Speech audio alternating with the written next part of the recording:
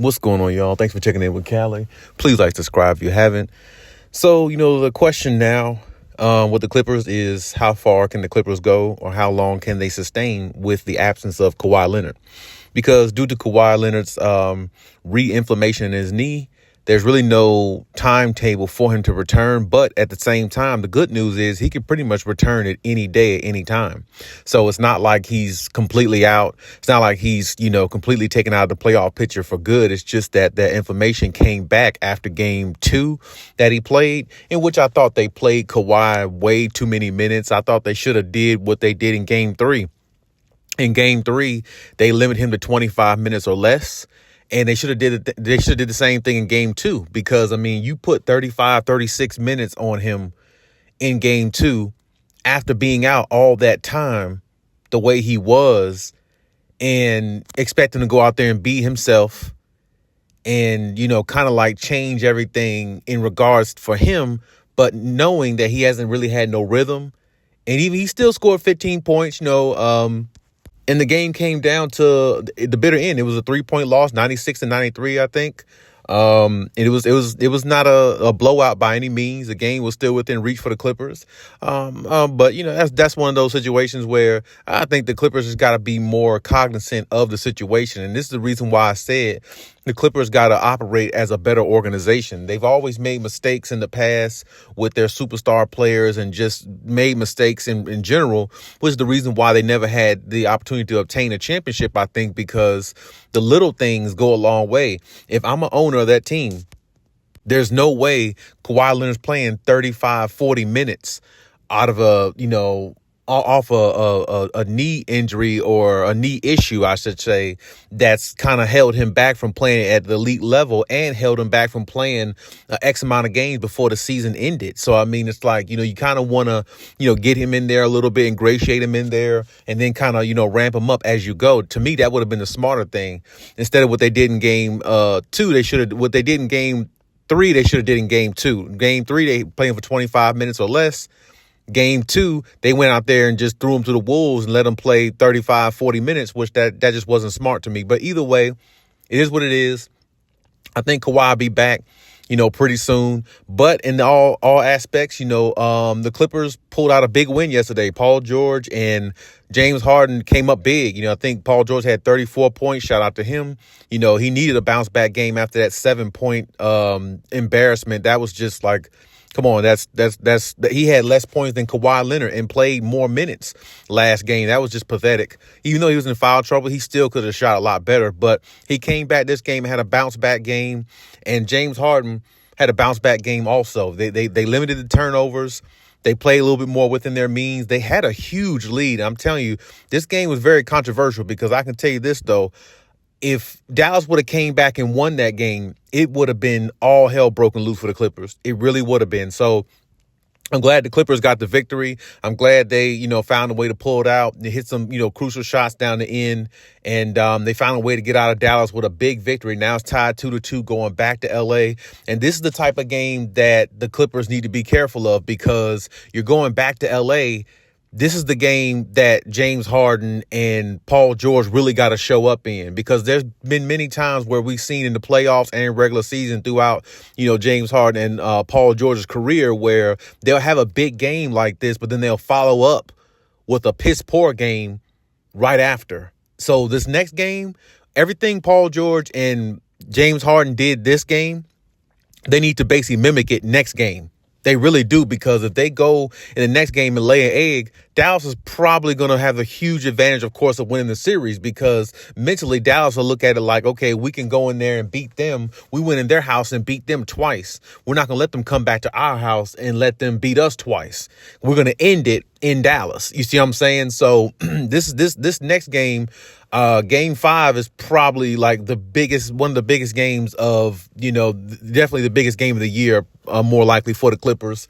And of course, it'd be great if they did have Kawhi Leonard, but they're not really expecting him to come back. But as I said before, the good news is Kawhi can pretty much come back at any time. Lawrence Frank basically put out the statement that Kawhi didn't look like himself in the last game, and they're not going to let him come back on the floor until he looks like, himself, until he has a little bit more mobility, until he's able to move a lot better. And that's definitely a good thing to hear. But at the same time, I hope they're treating Kawhi Leonard well, because the treatments that they've been giving him, and the shot, the needle in the knee, the shot in the knee and all that to kill the inflammation, to make it go down, I don't think that's the way to go. I don't think they should have ever did that, because to me, you can give somebody a shot in the knee to help with the inflammation, but at the same time, I wouldn't give him a shot in the knee like right before the playoffs. They gave him that shot in the knee like maybe, game 1 going into the playoffs? They should have gave him that shot like damn near a month ago and let it just heal on its own. And I think that's what they should have been doing, not give him a shot maybe a few days before the playoffs started, game 1 of the series, and then he comes back in game 2 and 3 and doesn't look like himself, because he's really trying to, not trying to put too much pressure on that knee, even though he did do some encouraging things. He did have 2 dunks the last game, which was very encouraging on somebody with a bum knee, specifically. Well, really, we shouldn't say bum knee. He just have knee issues, because, it's just inflammation. It's not like it's torn or anything like that, thank goodness. But at the same time, with that type of ailment, you got to be more precautious with the player, and you got to make sure everything is in its right course. So I think that the Clippers should not try to give him any more of those type treatments. The only treatment he really needs at this point is, ice, heating pads, whatever, and rest. That's pretty much what's going to take care of that, I personally believe. They can try some other, conditioning, but no more shots in the knee. I think that's just worsening it, because if it really helped it, then once the swelling went down, it would have never came back.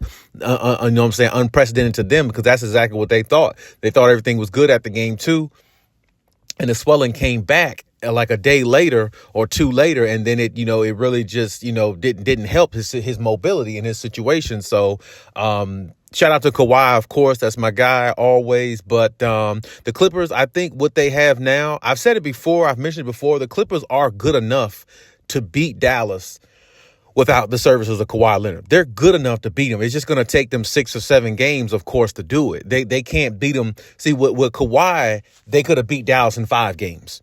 Because, see, what a lot of people don't realize is the Clippers, their offense really doesn't change too awfully much when Kawhi or PG is out. As long as they got one of those 2 guys in the lineup, their offense is still good, because you got an elite scorer and you got an elite defender in either one of them players. The biggest difference is when Kawhi is there, their defense is a lot better all the way around, because everybody's in their natural position, and they can rotate defensively a lot easy. They can overhelp, or they can overcompensate, because Kawhi Leonard takes up so much ground defensively. He just makes them a complete team. He makes them a dominant team when he's there, if they're all clicking the way they're supposed to offensively. So offensively, they're not going to miss. They're going to miss Kawhi Leonard's points, of course, but offensively, they're still good enough to beat the Dallas Mavericks. Now, going into the next round against OKC, that might be a little bit tougher if that's who they play the next round, which I think that's who they would play, I think, if they actually got past the Dallas Mavericks. But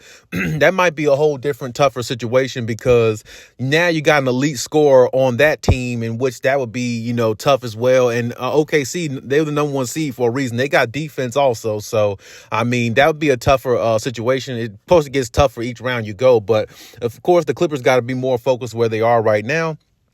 And where they are right now is in a situation with Dallas. But I could tell you now, Clippers don't need to actually, they don't need to let up. They don't need to rest any, because that 20-something, 25-point lead they had, they was up 55-33. They were looking really good that game, and they almost had an epic collapse. And, Dallas Mavericks came all the way back. So I'm pretty sure Dallas fans and the Dallas organization are very encouraged by what they saw in regards to that game, because the Clippers, as good as Paul George and, James Harden played, they damn near lost that game.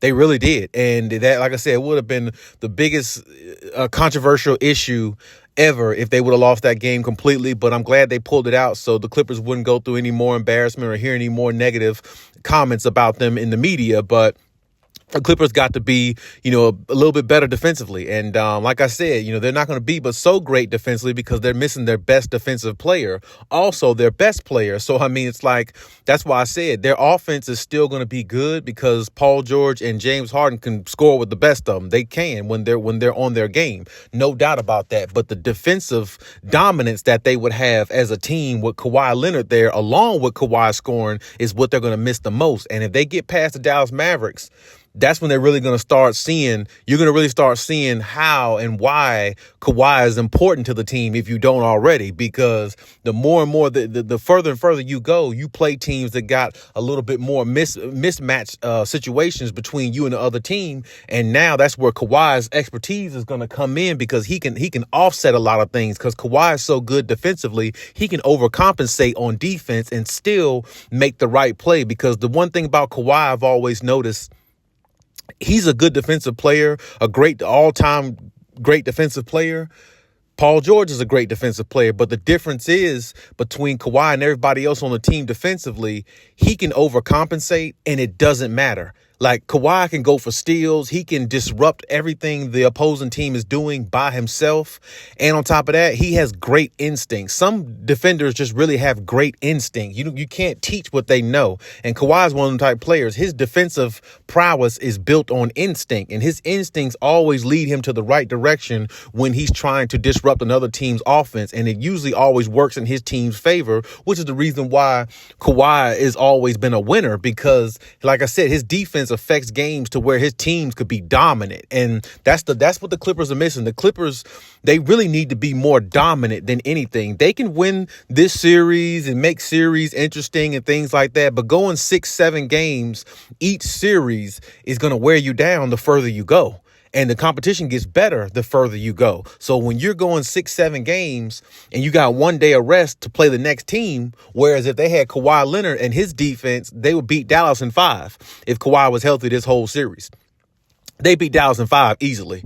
I mean, it's no doubt about it. So, I mean, it's like I said, with the firepower they have, they'll still be afloat. They'll still be good. But, they got to be careful, because they see that their defense is not really holding Dallas back any. And, with Kyrie and Luka, they can just erupt at any time. So, you really got to be careful with those two players. And that's just a dynamic that the Clippers are going to have to, manage. I mean, James Harden and Paul George is going to have to come up big every single game. They can't have games where they have 19 and 17 and things like that. Otherwise, they're not going to beat the Dallas Mavericks, because Luka and Kyrie is just, I mean, a lot of people could argue those two players are better than Paul George and, James Harden at this point in their career. So, I mean, they're going to have to bring it every single night and keep going. It can't be no let-ups. So, big win for the Clippers. Found a way to pull it out. But hopefully they can keep it going. Hopefully Kawhi can come back soon enough, which, like I say, he can come back at any day pretty much, or at any time, just once he gets right. And maybe they can just, keep it rolling and move on to the next.